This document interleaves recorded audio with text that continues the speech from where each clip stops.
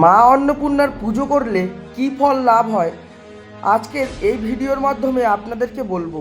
ভিডিওটি সম্পূর্ণ দেখার জন্য একান্ত অনুরোধ রইল। মা অন্নপূর্ণা হলেন অন্ন সম্পদের দেবী ও জীবনধারকের দেবী। পূজা করলে যেসব ফল পাওয়া যায়, কখনো অন্নের অভাব হয় না, সংসারে সমৃদ্ধি আসে, গৃহে শান্তি ও সুখ বৃদ্ধি পায়, পাপ ক্ষয় হয়, মানসিক শান্তি লাভ হয়, পরিবারে ঐক্য বৃদ্ধি হয়। আচ্ছা, অন্নপূর্ণা পুজোর দিন কী করণীয়? ভোরে স্নান করে পরিষ্কার পোশাক পরতে হবে, রান্নাঘর পরিষ্কার রাখতে হবে, ভাত ডাল সবজি মিষ্টি ভোগ দিতে হবে। আচ্ছা, গরিবদেরকে অন্নদান করা খুব শুভ বলে মনে হয়। এই দিন গরিবদেরকে অন্নদান করা সবথেকে শ্রেষ্ঠ বলে মনে করি আমরা।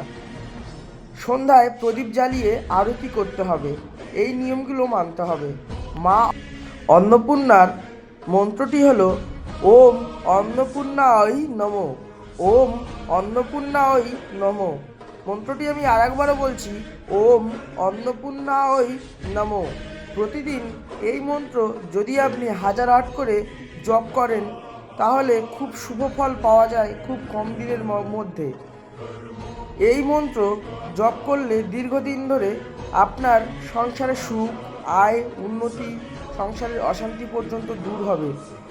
বলা বাহুল্য যে মা অন্নপূর্ণা অন্নপ্রদানের দেবী, তার কারণে যে কোনো কর্ম করার আগে যদি আপনি সংকল্প করে নেন, তাহলে কিন্তু আপনার সেই কর্ম সফল হয়। তো এখানেও আপনি সংকল্প করে এই মন্ত্র জপ করবেন বা এই কাজগুলো করবেন। প্রত্যেকটি কাজের আগে সংকল্প সবথেকে শ্রেষ্ঠ।